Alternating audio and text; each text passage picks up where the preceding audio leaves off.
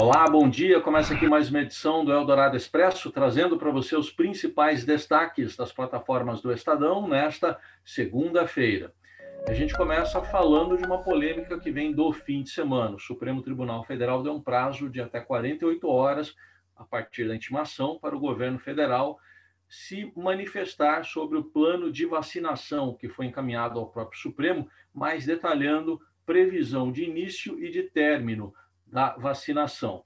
O ministro Eduardo Pazuello deve prestar essas informações pedidas pelo ministro do Supremo, Ricardo Lewandowski. Houve muita polêmica também após a divulgação desse plano por parte do STF, porque especialistas cujos nomes ali aparecem dizem que não foram consultados e os nomes deles estariam sendo utilizados indevidamente. O Ministério da Saúde explicou depois que eles não tinham poder de decisão, foram apenas consultados, mas a decisão do plano é toda do Ministério da Saúde.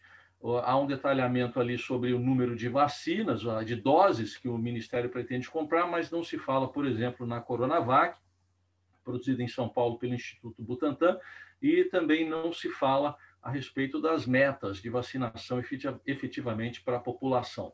A pandemia aqui no Brasil matou 181.419 brasileiros até agora, de acordo com os dados do consórcio de imprensa, do qual o Estadão faz parte. Em relação à pandemia também, o Instituto Butantan não deve mais divulgar agora, amanhã, os dados de eficácia da Coronavac. Esse dado ficou adiado, a divulgação ficou adiada para o dia 23 e a gente acompanha todos os detalhes. Acompanhamos também o início da vacinação nos Estados Unidos. No fim de semana, o órgão regulador dos Estados Unidos aprovou a vacina da Pfizer e a expectativa é de que a vacinação já comece hoje, com profissionais da saúde e também por pessoas internadas e que trabalham em casas de repouso para idosos. Isso tudo acontece nos Estados Unidos num dia importante para a política americana, em que o colégio eleitoral deve confirmar a vitória de Joe Biden na eleição presidencial, embora não reconhecida pelo atual presidente Donald Trump.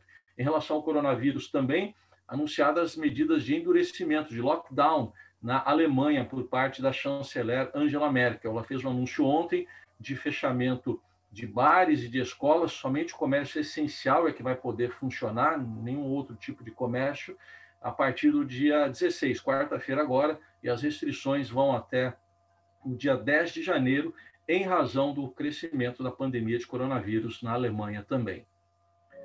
O Estadão traz hoje também um olhar para a carreira de professor em meio à pandemia.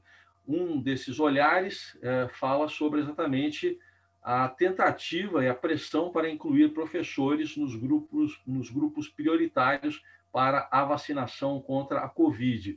Isso ainda não está definido, os professores ainda não aparecem entre os grupos prioritários, e o governo do estado, procurado pelo Estadão, o governo do estado de São Paulo, informou que a vacinação de professores e outras categorias consideradas essenciais deve ocorrer ao longo do primeiro semestre de 2021.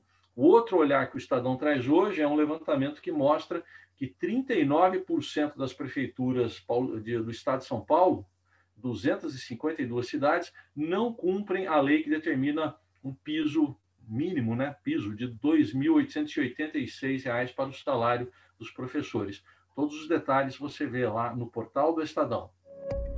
No esporte, destaque para a rodada de fim de semana, 25ª do Campeonato Brasileiro, o Brasileirão da pandemia, que tem o São Paulo na liderança, apesar da derrota para o Corinthians por 1-0 na Neoquímica Arena em Itaquera. Diminuiu a vantagem do São Paulo para o Atlético Mineiro, que era de 7, agora é de 4 pontos. O Atlético Mineiro que venceu o Atlético Paranaense por 1-0.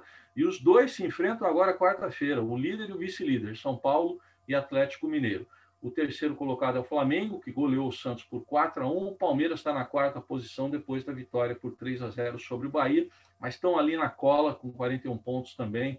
Internacional, Grêmio, está bem bolada a disputa do Brasileirão.